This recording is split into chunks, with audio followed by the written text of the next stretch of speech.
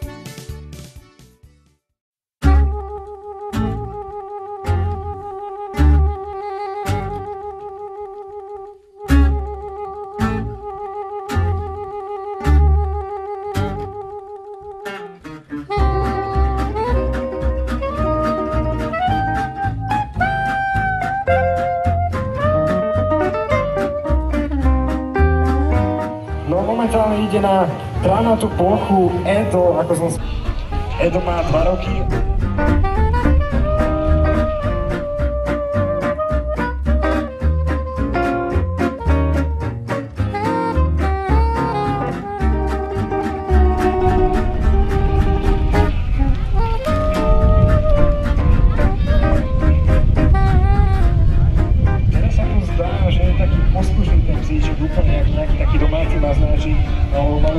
Predvedieme aj zneškodnenie páchateľa, keď sa táto dobrá vecička, respektíve dobrý psíček poslušný zmení aj na zlého a bude útočiť na páchateľa, ktorý bude akože nejaký ten zlodej alebo nejaký ten výtržník, bude to nejaký simulant, ktorý bude oblečený v ochrannom obleku, pretože tieto psi majú dosť veľké ostré zuby, aby náhodou sa simulant neporanil. Takže teraz vidíme, ako psíček pekne krásne čaká bez toho, aby sa mohol majiteľ, keď mu dá príkaz, až vtedy postupne, vtedy zoberie alebo priniesie hračku.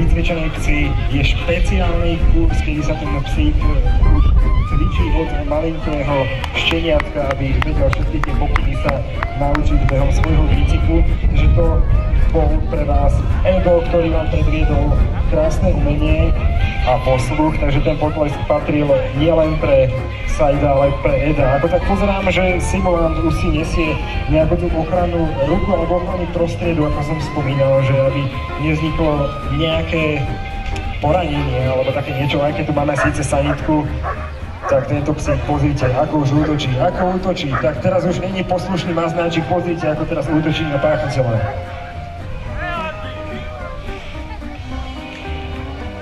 No a takto to funguje v skutočnosti, iba že skutočný páchateľ nemá ochrannú pomôcku na ruke alebo na nohe. To už je potom na zamyslenie, že či už nejaký zlodej bude utekať pred takýmto psom alebo nie. Ako vidíte sami, pes útočný z takého hracieho sa stal úplne vraždiaca zbraň, ako tak pozerám.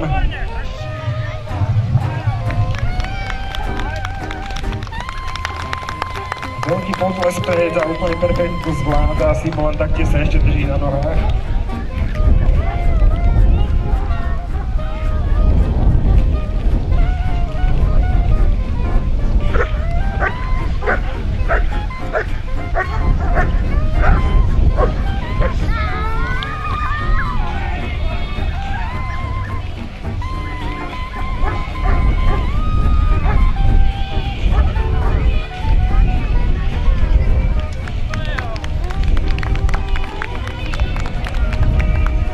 Si to nesie ako takú svoju trofej, teraz ten rukávnik, ten ochranný, takže je na to hrdý, že zvládol aj túto ukážku zneškodnenia páchateľa, takže veľký potles to patril pre neho, no aj pre policajtov, ktorí to pre vás predvádzajú tieto činnosti.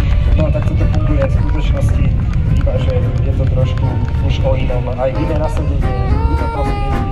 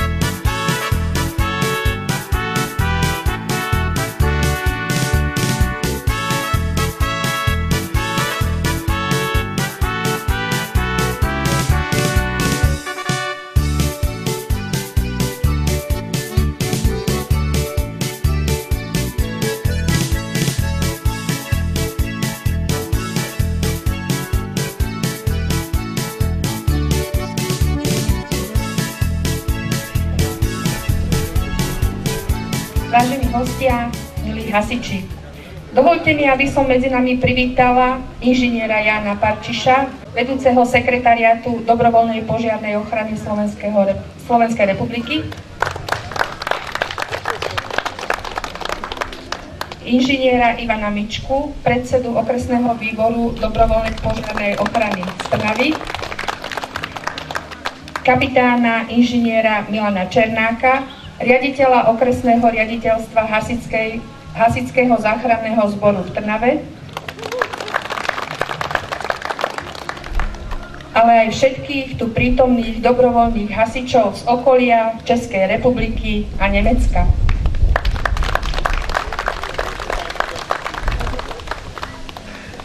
Už od včera prebiehajú oslavy 90. výročia založenia dobrovoľného hasičského zboru, ktoré pripravil náš dobrovoľný hasičský zbor v spolupráci s obecným úradom Jaslovské Bohunice. Musím im poďakovať a vyzdvihnúť ich prácu, pretože ak potrebujeme pomoc, a je to jedno, či by to bol požiar, vytopená pivnica alebo likvidácia hmyzu, sú ochotní vždy pomôcť. Je to práca v prospech iných na úkor svojej rodiny a sú to prevažne mladí ľudia, ktorí s chuťou a oddanosťou túto prácu vykonávajú, zvlášť v dnešnej dobe, keď už nikto zadarmo nič neurobí. Priznám sa, že doteraz som nezažila, aby tak niekto išiel za svojím cieľom ako oni, vďaka čomu dosiahli aj pekné výsledky a boli zaradení do kategórie A. Na druhej strane to bolo práve vedenie obce, ktoré im podalo pomocnú ruku, hlavne finančnou dotáciou na zakúpenie výbavy, ktorá je taktiež jednou z podmienok zaradenia do kategórie A. Dovoľte mi, aby som im v mene obce a obecného zastupiteľstva odovzdala kľúče od nového hasičského auta a zaželala, aby toto auto slúžilo na pomoc tým, ktorí to budú potrebovať, ale želám aj to, aby tých, ktorí to budú potrebovať, bolo čo najmenej.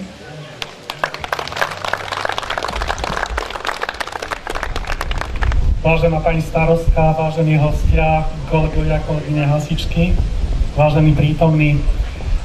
Jubilant, keď zvykne oslavovať svoje životné jubileum, zvykne si pozvať ľudí, ktorých má rád a ktorí majú radi jeho, aby s nimi oslavoval toto životné jubileum.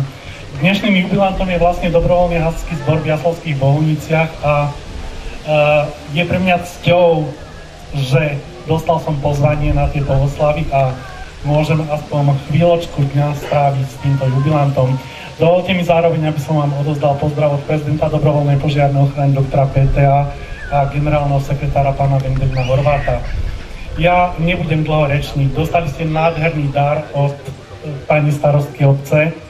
Hovorí sa, že hasičské vozidlo najlepšie poslúži občanom, pokiaľ zhrdzavie v garáži. No, asi by bolo škoda, keby zhrdzavalo v garáži, aj keď určite vtedy najlepšie naozaj poslúži, pretože nie je potrebné ho používať. Som presvedčený ale, že vy ho budete využívať minimálne na súťažné aktivity, na nejaké taktické cvičenia a prajem vám, aby v prípade potreby, že ho naozaj budete potrebovať k hasičskému zásahu, vás vždy šťastne a bezpečne dopravilo naspäť domov k svojim rodinám. Ďakujem veľmi pekne. A dovolte mi ešte, aby som odovzdal v mene prezidia Dobrovoľnej požiarnej ochrany Slovenskej republiky ďakovný list obecnému zastupiteľstvu v Jaslovských Bohuniciach za pomoc a spoluprácu s dobrovoľným hasičským zborom v obci.